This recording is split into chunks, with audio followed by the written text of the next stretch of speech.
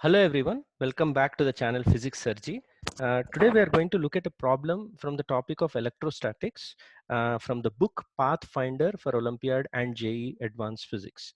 So instead of taking the direct problem that's given in the book, I've slightly modified the question so that we can go more in depth into the concept that I would like to present in this particular topic. Okay, so this is the formal wording of the modified question from the Pathfinder. So there is a right triangular lamina ABC.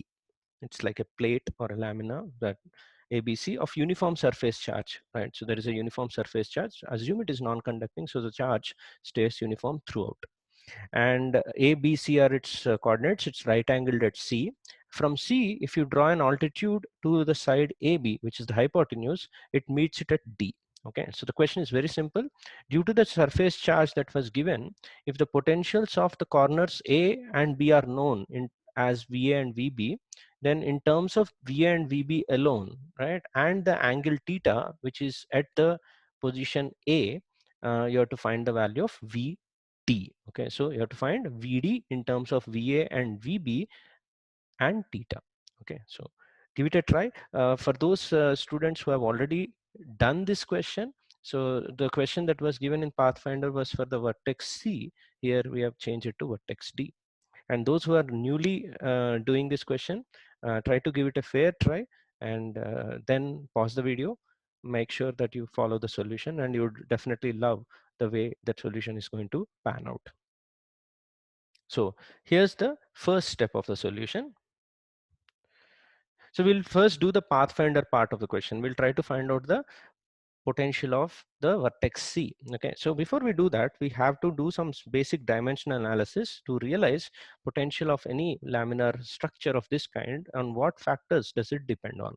So V is proportional in general in a dimensional world, a charge in the numerator divided by a length, characteristic length of that particular lamina. Okay, now this characteristic length could be a combination of many parameters, or it could be only a single parameter, etc, etc. Okay, so we need to understand that part. So if I remove this charge and introduce the charge density, then you would end up having a square of that characteristic length in the numerator. So it now boils down to, for a given sigma, we would be directly proportional to that characteristic length. Okay, right. So which means if potential at A is to be written at that particular point, the characteristic length I would say is I can take any of the three parameters as long as theta is known to me. If I fix C, right, for a given theta, rest of the two sides become fixed. So for the rest of the solution from here to the end, I'm going to take the hypotenuse of a right angle triangle as my characteristic length. You may choose anything otherwise also, but I am going ahead with the hypotenuse. So I would say the answer for the potential at A will purely depend on the C and theta. That's the idea here.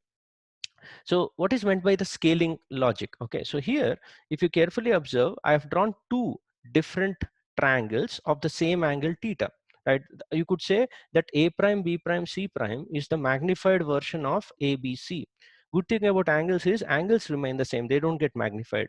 So C has got magnified to a value of C prime, as you could see, right? So in this context, right, if in the smaller triangle, the potential at A can be written in terms of the proportionality of the characteristic length, which I've already said and stated that it is C times, but it also depends on the function of this theta. As the theta changes for same values of C, you would actually say that VA will change. So this proportionality have been removed and I have introduced a proportionality constant, which would be a function of theta.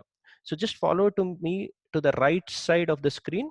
So we are calling this f of theta as the shape factor for the calculation of potential for the non-right angle vertices. So for point A, I would say this is f of theta governing this value. And for point A in this triangle, I would say the same f of theta will function, but potential obviously for a larger sized object would be a different value. So it's proportional to the characteristic length, but the factor with which it gets multiplied in both these logics would be the same. Okay, so in this scenario, potential of this A prime would be C prime into f of theta. I think I can attach a similar shape factor to that vertex B also, right? But only thing is it won't be the same f of theta. Maybe I can call it as a function of 90 minus theta, right? So that I don't think any objection should be there in that regard. So you could say that this is equal to C times of f of 90 minus theta. And here you would have said it is C prime times of f of 90 minus theta. Okay, so f of theta is not equal to f of 90 minus theta. I can go ahead and even define the potential for the vertex C, which is a right angled thing. I can't use this shape factor. So maybe I could use some constant. Okay, so for that, I would say the shape factor is maybe S, right? It's just a number. So according to me, the potential of that C uh, point should be C times, because it's a characteristic length, right? So please don't get confused with this capital C and small c. Small c is the length, that is the hypotenuse here. So this into S. S is the shape factor going into the calculation of potential at right angled vertex. Okay, right. So that's the idea. So same thing here, it would be C prime times of S. Okay. So these are the things I'll borrow into the next page when I try to scale and get the value of potential at C and potential at D. Okay. So with this input, we'll move ahead. Now what I did is, what was suggested in the diagram of the question, I have dropped a perpendicular from, you could see the third triangle is the wholesome triangle. I've dropped a perpendicular from C to D, okay?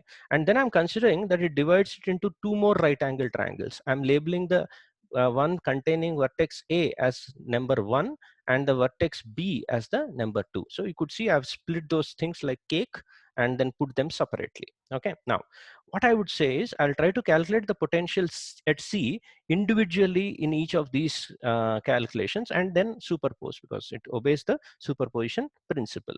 So if I took the shape factor logic of the previous page seriously, then look at this very carefully. I'm now only in the triangle 1. Okay, so in triangle 1, C is now a non-90 degree vertex. Okay, so it's a normal vertex. Okay, so what angle does it make here? It is a 90 minus theta. So in its calculation of potential, I should have f of 90 minus theta. Can you see this? Potential VC due to the first triangle is simply equal to f of 90 minus theta. And what should I multiply it with? The characteristic length. What was the way I defined the characteristic length? I defined it with the hypotenuse of the triangle, which in this problem is small b. Okay, so I don't think any issue would be there for you to accept that this contribution would be simply b into f of 90 minus theta. So let's keep it there. Let's go here and again see the contribution of for the point C here. Now point C, what angle does it make in this triangle? It makes theta. So what would be the shape factor? F of theta. In this triangle, what is the characteristic length? According to my definition, it's a hypotenuse A. Okay, so these are the values contributed to potential at C in each of these cases. Somehow if I can write this in terms of VA and VB of the original calculations, I can add these two and get the required solution. So for that, you carefully observe f of 90 minus theta in the previous page. Can I write f of 90 minus theta as VB by C and f of theta as VA by C? So I'll just substitute that. This would be B times of VB divided by C, and this would be A times of VA divided by C. Okay, I think B by C in this picture, in that wholesome picture, B divided by this C would be simply cos theta. So this is a contribution of VB cos theta, and this is a contribution of VA sin theta. Okay, so summing those two up using superposition principle, the total contribution towards this potential C would be simply addition of these two. And that's the Pathfinder question. Okay, so we have ended the Pathfinder question where we found the potential at point C, which is the right angle as VB cos theta plus VA sin theta. Now, what we will continue from there is we'll do that for this shorter triangle. Now we want the potential at D. Okay, so what should be the potential at D in the first triangle? Potential at D in the first triangle would be simply equal to, I'll use this expression now. Okay, right? So for a 90-degree triangle, we already saw in the previous page, 90-degree triangle, we saw in the previous page, the shape factor is simply an S, there's no theta. So we see in the previous case, if it is S into C, then VD, which functions as a 90-degree triangle in the triangle 1 and triangle 2, will be S into their respective hypotenuse. Can you carefully observe? If I ask you what is VD here, you would say this is 90 degrees, so S into B. If I ask what is VD here, you will simply say S into A, right? So that's what I have done. So contribution towards VD in the first and second triangle would be individually this, and therefore again superposition, which is nice now. I think you should get a rhythm of that. VD is equal to S times of A plus B.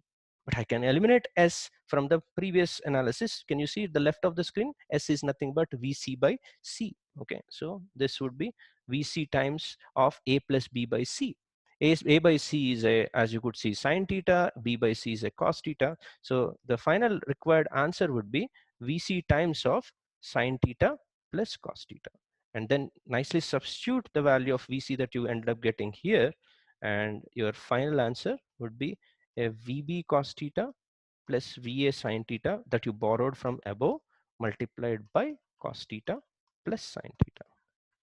Okay, it looks like you can further go ahead and multiply and may take out the cos square plus sine square terms, but I think this itself is enough to represent that particular answer. Okay, I hope you loved the way we have scaled down the triangle and extended the concept of Pathfinder to strengthen our understanding of scaling. Right? I'll try to come up with better problems in scaling so that you can have good practice on this nice concept. Okay, so in case you have loved it, so please don't forget to like, share, and subscribe to my channel, PhysicsSSIRJEE. The link to the channel is in the description given below in the video. So please do that, and that would be good enough motivation for me to keep sharing my knowledge to you people. Okay, see you in the next video. Thank you and take care.